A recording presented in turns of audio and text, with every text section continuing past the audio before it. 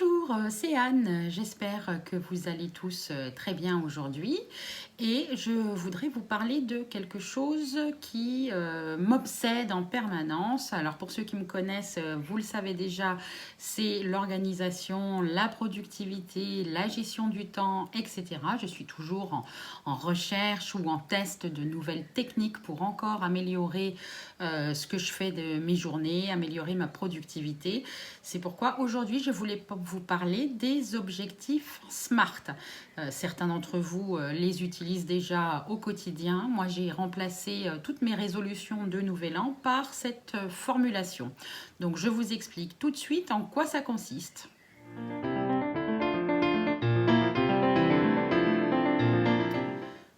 Donc pour ceux qui ne connaissent pas, les objectifs SMART, c'est 5 lettres. S-M-A-R-T. Donc la première lettre, qui est donc le S, c'est pour spécifique. Quand vous définissez un objectif, il faut être le plus précis possible. Si vous définissez des objectifs qui sont trop flous ou trop vagues, il y a peu de chances que vous arriviez un jour à les atteindre parce que c'est pas assez clair dans votre esprit pour pouvoir avancer vers cet objectif. Si vous avez envie d'écrire un livre, l'objectif je vais écrire un livre n'est absolument pas SMART. C'est beaucoup trop vague, il n'y a pas de thème, il n'y a pas de public. Donc il y a vraiment peu de chances pour que vous arriviez un jour à écrire le livre si vous ne réfléchissez pas un peu plus loin dans la définition et les précisions à apporter à votre objectif. Donc S pour spécifique, c'est très important. Soyez le plus précis possible. La deuxième lettre, c'est M. M pour mesurable.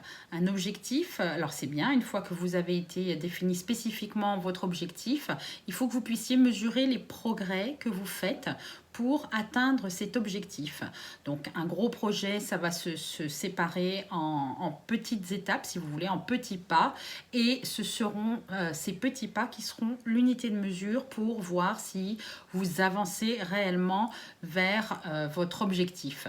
C'est important également de mesurer régulièrement ces petits pas pour voir si vous êtes toujours bien sur les rails ou si vous avez eu tendance un petit peu à dériver de l'objectif initial.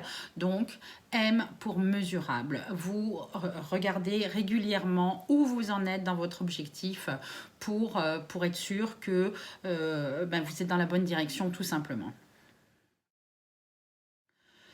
Troisième lettre, c'est A pour atteignable. Il est important que, avant de vous lancer à corps perdu dans un projet, de faire le tour pour voir si vous avez toutes les compétences et tous les outils pour atteindre cet objectif. Si vous n'avez pas tous ces éléments, il faut voir pour les sous-traiter, les faire faire par quelqu'un d'autre ou acquérir les compétences qui vous manquent, mais il faut vous assurer dès le départ que votre objectif est atteignable, donc que vous avez tout ce qu'il faut pour atteindre votre objectif. Pour reprendre l'exemple du livre, si vous écrivez sur un thème qui ne vous intéresse pas particulièrement ou que vous ne parlez pas bien la langue ou que vous ne savez pas vraiment à qui vous allez adresser votre écrit, l'objectif n'est pas vraiment atteignable. Donc vous allez avoir beaucoup plus de mal que si vous écrivez dans votre langue maternelle ou si vous écrivez sur un sujet qui vous passionne, que vous savez exactement à qui vous destinez. C'est important de prendre en considération ces éléments pour que l'objectif soit atteignable. Quatrième lettre, R pour réaliste.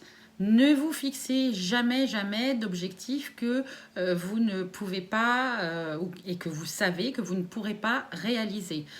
Si ça fait 10 ans que vous n'avez pas fait de sport et que vous décidez de faire un marathon le mois prochain, c'est pas du tout réaliste. Il y a peu de chances que vous y arriviez. Et au final, la seule chose que vous allez récupérer en vous lançant quand même dans un objectif qui n'est pas réaliste, c'est c'est de la frustration, de la déception, l'envie de tout abandonner, le syndrome du je suis un gros nul, j'arrive à rien, etc. C'est vraiment très important avant de vous lancer, encore une fois, d'être sûr que vous pouvez réaliser votre objectif. La dernière lettre qui est aussi très très importante, c'est T pour temporellement défini.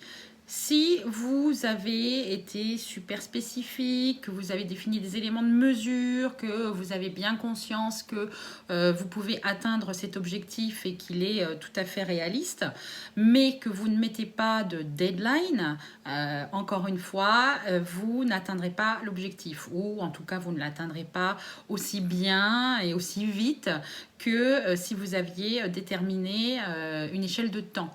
On est tous un petit peu basés sur le même modèle. Si on ne se met pas de deadline, il y a des choses qu'on ne fait pas, surtout si c'est un gros projet. On a un petit peu quand même l'appréhension de se dire est-ce que je vais bien réussir, est-ce que j'ai tous les éléments, etc.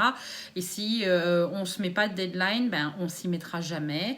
Il y aura toujours une bonne raison pour repousser et malheureusement c'est un objectif qui, même si on a toutes les capacités pour arriver à nos fins, si on peut dire, on ne le fera pas. Parce qu'il n'y a pas de deadline, donc c'est quelque chose qui est super vague. Si je ferai ça un jour, et un jour, on sait tous que ça n'arrive jamais. Donc souvenez-vous bien, les objectifs SMART, c'est 5 lettres, S-M-A-R-T, spécifique, mesurable, atteignable, réaliste et surtout temporellement défini.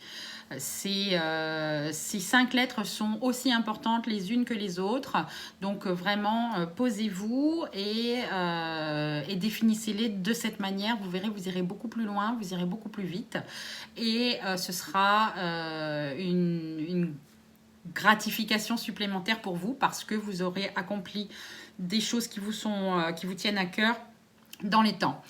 Donc je pense que maintenant vous avez toutes les cartes en main pour définir correctement vos objectifs en suivant la méthode SMART. Donc il n'y a plus qu'à s'y mettre. Une dernière chose encore, ne vous fixez pas trop d'objectifs parce que même s'ils sont super smart, on a quand même tous que 24 heures dans la journée. Donc, il faut quand même rester cohérent dans ce qu'on souhaite faire sur une année, par exemple. Donc, idéalement, on se fixe un gros objectif annuel. Chaque mois, on pourra regarder où on en est dans nos progrès. On peut se fixer un objectif moyen par trimestre et un petit objectif, si on peut dire, par mois. Mine de rien, en mettant tout bout à bout, ça fait 17 objectifs accomplis en un an et c'est pas rien.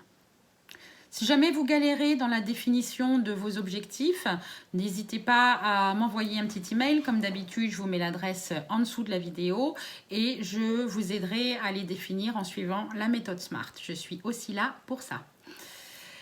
En attendant, je vous invite à, comme d'habitude, prendre bien soin de vous jusqu'à la prochaine vidéo qui vous revient probablement d'ici une petite semaine. À bientôt, ciao ciao!